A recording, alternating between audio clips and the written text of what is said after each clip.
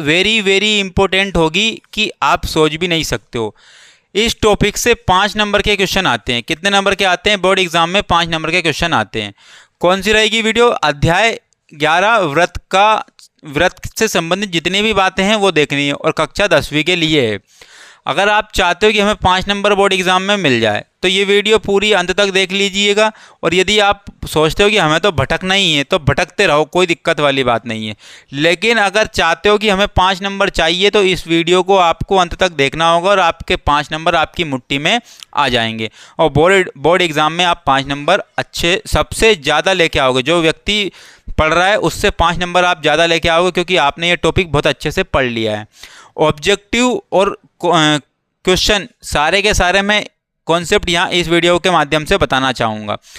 तो आपको वीडियो अंत तक देखनी होगी और आप ऐसे ही भटकते रहोगे तो फिर भटकते ही रह जाओगे, बोर्ड एग्जाम में बढ़िया नंबर गेन नहीं कर पाओगे। तो आप बिल्कुल टिक करके देखा करो वीडियो, अर्थात रुक करके देखा करो, टाइम फ्री निकाल करके देखा करो वीडियो, तब मज़े आते हैं पढ़ने के। तो आइए बात करते हैं व्रत की। तो व्रत की जब बात करेंगे हम यहाँ पर, ये व्रत की यहाँ पर व्रत बना दिया मैंने। क्या बना दिया? व्रत बना दिया। तो ये व्रत बनता कैसे भैया? केंद्र पहले फिक्स करते हैं हम। क्या करते हैं? केंद्र को पहले फिक्स कर देते हैं और उस केंद्र को माध्यम मान करके हम एक दूरी बना लेते हैं। 5 सेंटीमीटर, 10 सेंटीमीटर, mm में कुछ भी हो सकती है। तो यहाँ से यहाँ तक दूरी डिफाइंड की, केंद्र को फिक्स कर करके फिर प्रकार के माध्यम से हमने क्या खींचा? व्रत खींचा। तो पहले किसका जन्म हुआ? पहले केंद्र का जन्म हुआ। किसका जन्म हुआ? केंद्र का। और केंद्र के बाद में किसको खींचा? हमने व्रत को खींचा। तो हम देखेंगे यहां से, तो इसको क्या कहेंगे हम? त्रिज्या कहेंगे, आर कह देंगे। क्या कह देंगे? आर। तो यानी कि ये व्रत की क्या हो गई? त्रिज्या हो गई। ये व्रत की क्या हो गई? त्रिज्या हो गई है। अब ये व्रत की त्रिज्या हो गई है तो यहां पर एक बात और बता दूं मैं आपको, ये भी क्या है? फिर व्रत की त्रिज्या। ये भी क्या है? व्रत की त्रिज्या है। ये भी व्रत की त्रिज्या हो गई। तो आप देखना, परिधि से परिधि तक की दूरी क्या कहलाती है? व्यास। परिधि से परिधि तक की क्या कहलाती है? व्यास। इन दोनों को अगर मैं मिला दूं तो क्या कह दूंगा मैं? व्यास कह दूंगा। व्यास बराबर मतलब कि 2r। व्यास बराबर मतलब कि क्या हो गई? 2r हो गई। तो परिधि से परिधि तक की दूरी क्या कहलाती है? व्यास कहलाती है। और व्यास क्या होता है? एक ये त्रिज्या और एक ये त्रिज्या, अर्थात 2 त्रिज्याओं को मिला दिया जाए, एक ही व्रत की 2 त्रिज्याओं को मिला दिया जाए तो क्या बन जाएगा? व्यास बन जाएगा। क्या बन जाएगा? व्यास। अब थोड़ा सा आपके मन में ये चल रहा होगा कि भाई केंद्र से होकर जो रेखा गुजरती है वो क्या कहलाती है? व्यास कहलाती है। केंद्र से होकर के जो भी रेखा गुजरेगी वो क्या कहलाएगी? व्यास कहलाएगी। अब केंद्र से कितनी रेखाएं गुजर सकती है? तो आप मुझे बताइए। केंद्र को ध्यान में इधर से भी खींच दूंगा, इधर से भी, इधर से भी, इधर से भी, किधर से भी खींच सकता हूं मैं केंद्र को ध्यान में रख करके। तो केंद्र से हम कितनी रेखाएं खींच सकते हैं? तो अनंत रेखाएं खींच सकते हैं। तो व्रत के अंदर केंद्र से होकर गुजरने वाली रेखाएं कितनी खींच सकते हैं? अनंत खींच सकते हैं। अब जब इतनी बात हो गई है तो एक बात और देखिएगा आप, एक बात और देखिएगा। तो ये जो राउंड शेप में आपको दिख रहा है इसको कह देंगे हम, क्या कह देंगे? परिधि। इसको क्या कह देंगे हम? परिधि कह देंगे। क्या कह देंगे? परिधि। अब परिधि में अब ये भी एक क्या है? व्यास भी एक क्या है? जीवा है। व्यास भी एक क्या है? जीवा। तो जीवा की सबसे ज़्यादा लंबाई किसकी होती है? व्यास की होती है।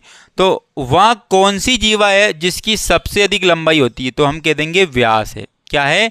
व्यास है। और व्यास कहाँ से गुजरता है? केंद्र से होकर के गुजरता है। तो हम एक और बात कर लेंगे, ये भी क्या है? एक जीवा है। इसको भी हम नाम दे देंगे जीवा। क्या नाम दे देंगे? जीवा। ये भी एक क्या है? जीवा है। अब ये जीवा है तो जीवा 2 भागों में व्रत को क्या कर देती है? विभाजित कर देती है। तो ये जो वाला भाग है, ये व्रत का ये वाला जो भाग है छोटा है, छोटे को क्या कहेंगे हम? लघु कहेंगे। क्या कहेंगे? लघु। तो लघु व्रत खंड। लघु व्रत को क्या कर दिया? खंड कर दिए, 2 खंड कर दिए, एक तो बड़ा और एक छोटा। तो लघु व्रत खंड, छोटा है इसलिए क्या होगा? लघु व्रत खंड। और ये जो बड़ा होगा ये क्या होगा? दीर्घ व्रत खंड। क्या हो जाएगा?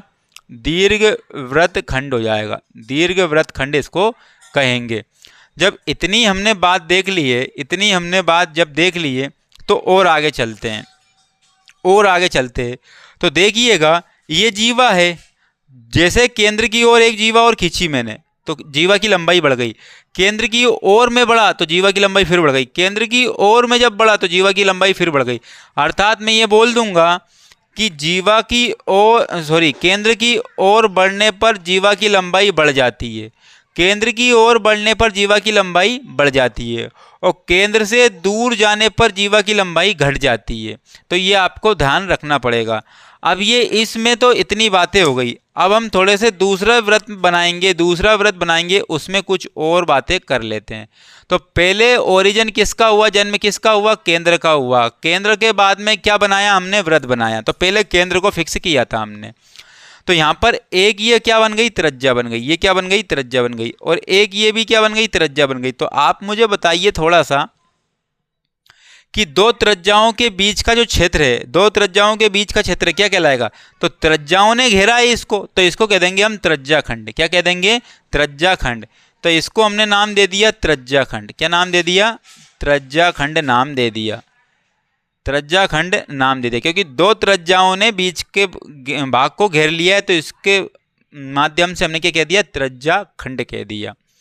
अब जब ये त्रिज्याखंड हो गया है तो इसको क्या कह देंगे हम, थीटा कह देंगे। दो भुजाओं के बीच का जो कोण है उसको क्या नाम दे दिया हमने, थीटा नाम दे दिया। और जब आप देखो ये जो दो त्रिज्याखंड किस पर आकर के मिल रहा है, परिधि पर आकर के मिल रहा है, तो केंद्र से परिधि तक की दूरी क्या कहलाती है, त्रिज्या कहलाती है। तो केंद्र से परिधि तक की दूरी क्या कहलाती है, त्रिज्या कहलाती है, और ये क्या है, परिधि है। तो आप देखिए, तो उस त्रिज्याखंड के क्षेत्रफल के त्रिज्याखंड के जो बीच की जो लंबाई है, त्रिज्याखंड के जो बीच की लंबाई है, तो इसको नाम दे देंगे हम चाप। क्या बोल देंगे, चाप। तो यहाँ से यहाँ तक की क्या हो जाएगी, चाप की लंबाई निकाल लेंगे, तो क्या हो जाएगी, ये चाप की लंबाई हो जाएगी। क्या हो जाएगी, चाप की लंबाई।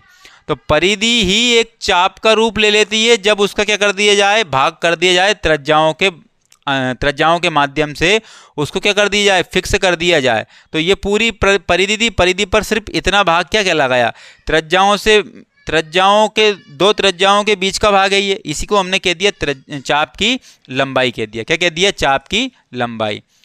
तो और हम आगे चलते हैं।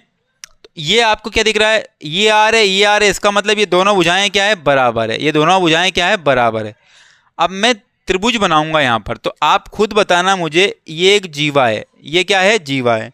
अगर ये जीवा, ये दो आर है, अगर ये भी आर हो गई तो ये तो समबाहु त्रिभुज बन जाएगा। क्या बन जाएगा, समबाहु त्रिभुज बन जाएगा।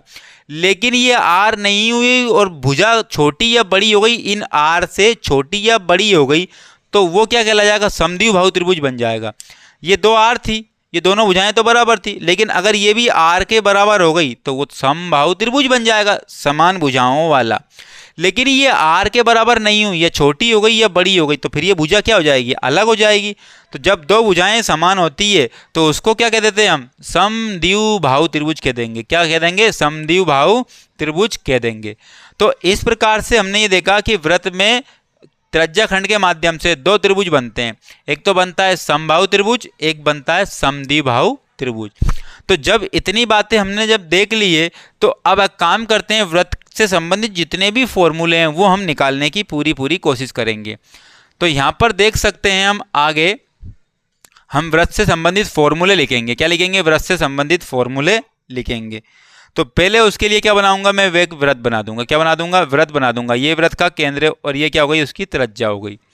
तो सबसे पहले मैं क्या लिखूंगा, वृत्त का क्षेत्रफल लिखूंगा। नंबर एक, वृत्त का क्षेत्रफल। नंबर एक, वृत्त का क्षेत्रफल। तो वृत्त का क्षेत्रफल लिखेंगे यहाँ पर, वृत्त का क्षेत्रफल, वृत्त का क्षेत्रफल। और वृत्त का क्षेत्रफल क्या होता है, पाई आर स्क्वायर होता है। क्या होता है, पाई आर स्क्वायर होता है। अब ये पाई आर स्क्वायर क्यों होता है मैं उसका भी बता दूंगा कारण, लेकिन उसके लिए एक अलग ही वीडियो बनाना पड़ेगा। कमेंट्स बॉक्स में आपको बताना पड़ेगा कि ये पाई आर स्क्वायर फॉर्मूला आता कहाँ से, वो बताना है मैं, तो वो भी मैं आपको बता दूंगा। वृत्त का क्षेत्रफल हो गया। अब वृत्त की परिधि लिखेंगे। क्या लिखेंगे, वृत्त की परिधि। अब वृत्त की परिधि क्या है, ये जो गोल लाइन है ना, ये इसी को कह देंगे हम वृत्त की परिधि। वृत्त की परिधि कह देंगे हम, ठीक है ना। अब परिधि ही क्यों कहते हैं, क्योंकि केंद्र को फिक्स कर करके एक गोल लाइन खींच दी जाती है, उसकी एक क्या हो जाती है, एक परिधि, मतलब कि एक फिक्स पॉइंट क्या हो गया, ये हो गया केंद्र। अब केंद्र को माध्यम मान करके हमने क्या खींचा, एक गोल शेप खींचा, तो उसका एक क्या, ये ओरिजिन है, क्या है, ओरिजिन केंद्र बिंदु है। तो इसीलिए हम क्या कह देंगे, राउंड शेप में जिसका केंद्र हो, जिसका कोई ना कोई केंद्र हो, तो वो क्या होता है, परिधि। जिस प्रकार से पृथ्वी अपनी परिधि पर घूमती है कि नहीं घूमती, अपने अक्ष पर, जिसको हम बोलते हैं अपने अक्ष पर। तो अपने अक्ष पर मतलब कि इस मूल बिंदु पर घूमती है वो, और जिस राउंड में घूमती है उसको क्या कह देंगे, परिधि कह देंगे। ठीक है ना। तो वृत्त की परिधि का फॉर्मूला क्या होता है, 2 पाई आर होता है। क्या होता है, 2 पाई आर होता है। तो हमने वृत्त की परिधि भी निकाल ली, वृत्त का क्षेत्रफल भी निकाल लिया। लेकिन एक बात और आती है यहाँ पर इंपॉर्टेंट, वृत्त व्यास क्या आता है, व्यास। तो व्यास बराबर क्या होता है, आपने देखा परिधि से परिधि तक की दूरी क्या कहलाती है, व्यास कहलाती है। लेकिन ये केंद्र से परिधि तक की दूरी क्या कहलाती है, त्रिज्या। तो ये केंद्र से परिधि तक की दूरी क्या है, ये भी त्रिज्या है। और परिधि से परिधि तक की दूरी क्या कहलाती है, व्यास। तो ये आर और आर मिलकर के भैया परिधि से परिधि तक की दूरी बन रही है। इसका मतलब व्यास क्या बन रहा है, 2r बन रहा है। क्या बन रहा है, 2r बन रहा है। अब हम आगे बात करेंगे चौथे फॉर्मूले पर। चौथे फॉर्मूले पर वृत्त का क्षेत्रफल तो गया, अब हम बोलेंगे त्रिज्या खंड का क्षेत्रफल। क्या बोलेंगे, त्रिज्या खंड का क्षेत्रफल, त्रिज्या खंड का क्षेत्रफल। तो वृत्त के त्रिज्या खंड का क्षेत्रफल निकालेंगे। तो आप बताइए, इसको तो अभी मैं क्या कर देता हूँ, मिटा देता हूँ। ये क्या है, केंद्र, यहाँ भी एक त्रिज्या खींच दी और यहाँ भी एक क्या खींच दी, त्रिज्या खींच दी। तो दो त्रिज्याओं से जो क्षेत्र खंड हुआ है वृत्त का, एक क्या हुआ है, भाग हुआ है। तो ये बड़ा भाग हो गया, ये क्या हो गया, छोटा भाग। तो दो त्रिज्याओं के बीच का क्षेत्र को क्या कह देंगे हम, त्रिज्या खंड कह देंगे। तो त्रिज्या खंड का क्षेत्रफल बाद में देखेंगे, लेकिन वृत्त का क्षेत्रफल क्या होता है, पहले तो पाई आर स्क्वायर होता है। क्या होता है, पाई आर स्क्वायर होता है। अब उसमें भी निकालना है हमें त्रिज्या खंड का क्षेत्रफल, अर्थात थीटा। तो इनटू में क्या लिख देंगे, थीटा बटे 360 लिख देंगे। अब इसको थीटा बटे 360 को पीछे लिखो या फिर आगे लिखो, बात एक ही है। पीछे लिखो या आगे लिखो, बात एक ही है। थीटा बटे 360, थीटा की वैल्यू कुछ भी हो सकती है, त्रिज्या खंड का क्षेत्रफल निकल जाएगा। उसके बाद में बात करेंगे हम चाप की लंबाई। क्या बोलेंगे, चाप की लंबाई। तो चाप की लंबाई जब भी निकालेंगे हम, ये वृत्त की बात चल रही सारी की सारी, चाप की लंबाई जब भी निकालेंगे तो चाप की लंबाई किस पर निकलती है, परिधि पर निकलती है। तो परिधि का फॉर्मूला क्या होगा, 2 पाई आर होगा। क्या होगा, 2 पाई आर। तो हमें इतना चाहिए, तो इतने का थीटा क्या है, कुछ भी हो सकता है। तो इनटू में क्या जाएगा, थीटा बटे 360 आ जाएगा। इनटू में क्या जाएगा, थीटा बटे 360। तो ये क्या हो गई, चाप की लंबाई हो गई। क्या हो गई, चाप की लंबाई हो गई। तो मैंने आपको एक बात और बोला था, मैंने आपको एक बात और बोली थी कि यहाँ पर जब त्रिज्या खंड बनाते हैं तो जहाँ पर दो त्रिभुज बनते हैं, तो अगर ये आर है तो ये भी आर हो गई। तो कौन सा त्रिभुज बन जाएगा, समबाहु त्रिभुज बन जाएगा। कौन सा बन जाएगा, समबाहु त्रिभुज। समबाहु त्रिभुज का क्षेत्रफल, समबाहु त्रिभुज का क्षेत्रफल, ठीक है ना, समबाहु त्रिभुज का क्षेत्रफल।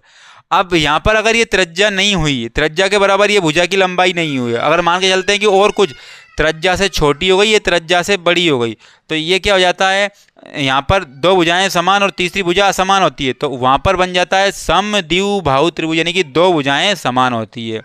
तो समद्विबाहु त्रिभुज बन जाएगा। उस कंडीशन में क्या बन जाएगा, समद्विबाहु त्रिभुज बन जाएगा। समद्विबाहु त्रिभुज,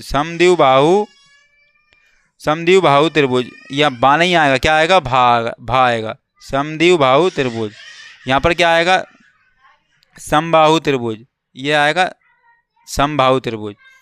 तो यहाँ पर तो समबाहु त्रिभुज क्या आएगा, समबाहु त्रिभुज, ये समद्विबाहु त्रिभुज है। समद्विबाहु त्रिभुज का क्षेत्रफल क्या होगा, समद्विबाहु त्रिभुज का क्षेत्रफल आ जाएगा। अब इन दोनों के फॉर्मूले को हम लिखने जा रहे हैं।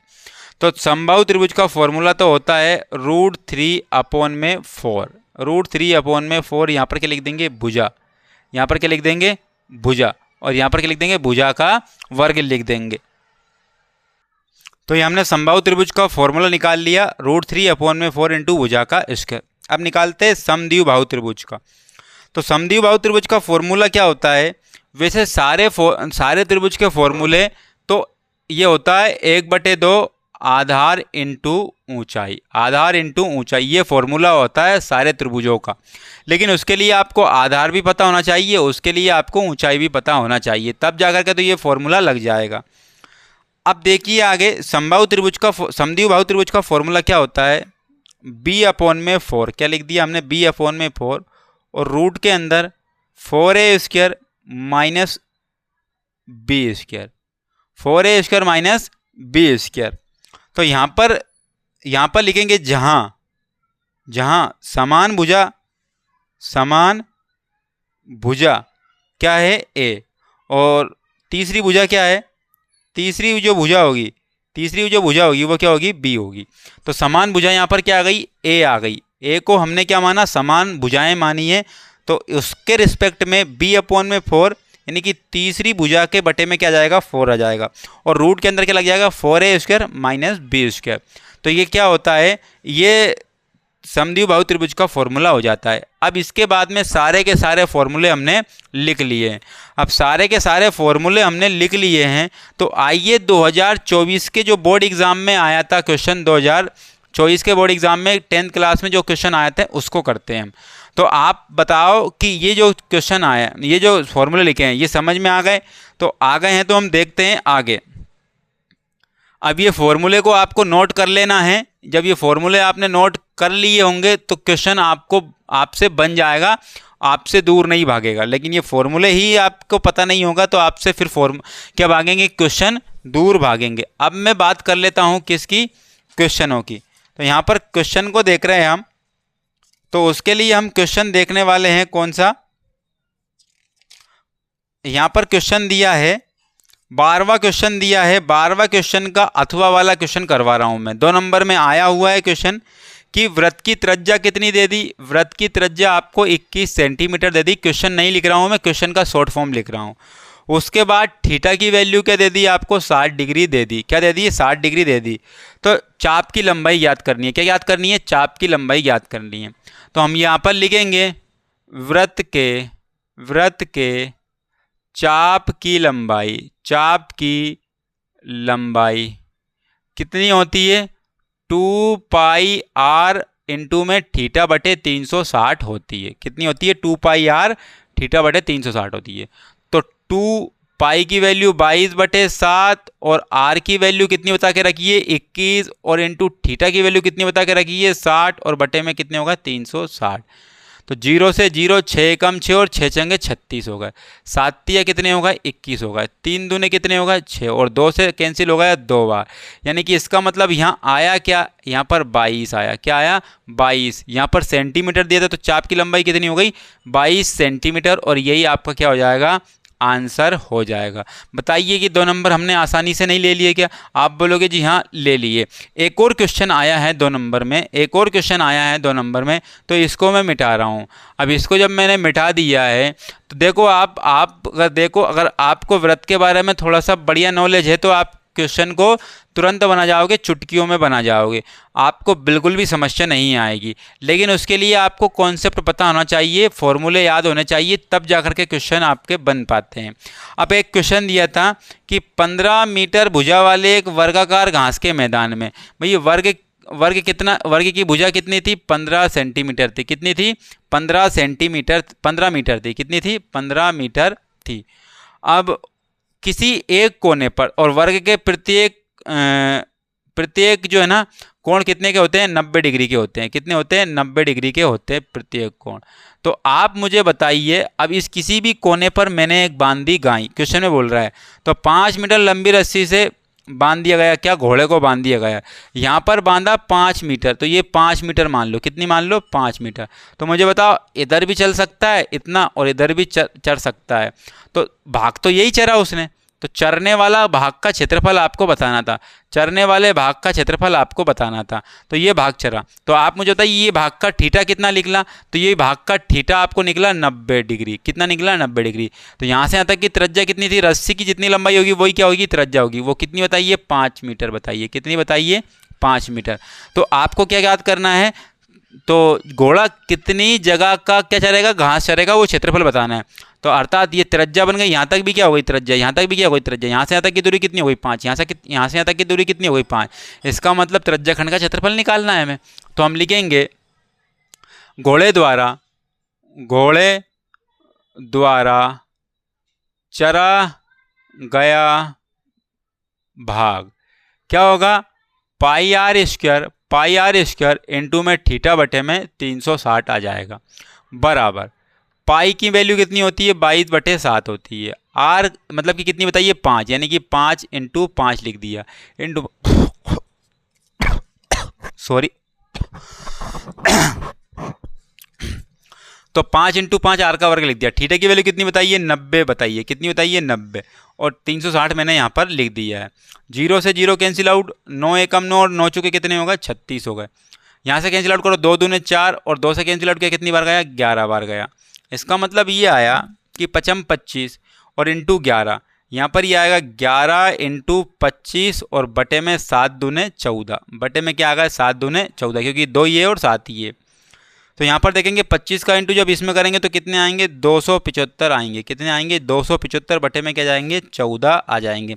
तो 14 से कैंसिल आउट करो भाई, तो 14 एकम 14, बच कितने गए, 13 बच गए, उतार दिए 5, तो 13 14 नवा की कितने हो गए, 126। अब 135 में से 126 जाएगा तो कितना बचेगा, 9 बचेगा। भाग नहीं गया उसकी, तो यहाँ पर पॉइंट लग गई, यहाँ पर 0 लग गई, तो 14 छंकी कितने होगा, 84 हो गए। 14 छंकी कितने होगा, 84, बच गया कितने, 6, और 14 चुके कितने होगा, 56 हो गए, बच गया कितने, 4। अब मत जाओ आगे, तो यहाँ पर लगभग क्या लिख देंगे, 19.64, लगभग जरूर लिखना है आपको, क्या लिखना है, लगभग, है ना। तो 19.64 मीटर वर्ग, क्या लिख देंगे, मीटर वर्ग। तो घोड़े के द्वारा कितना क्षेत्रफल चला गया, 19.64 मीटर वर्ग लगभग में, ये आंसर आपका आ जाएगा, ये राइट आंसर आ गया। तो ये मैंने आपको ये 12वें क्वेश्चन को करवाया है, 12वें क्वेश्चन को करवाया है मैंने। तो आप मुझे बताइए, अगर इस वीडियो के माध्यम से ये 2 क्वेश्चन आपने कर लिए और पेपर में आए हुए हैं और पीछे के कॉन्सेप्ट के अनुसार, और हम क्वेश्चन एक वीडियो और बनेगी वृत्त से संबंधित, आपके 5 नंबर कंप्लीट हो जाएंगे। मिलते हैं फिर नेक्स्ट वीडियो में।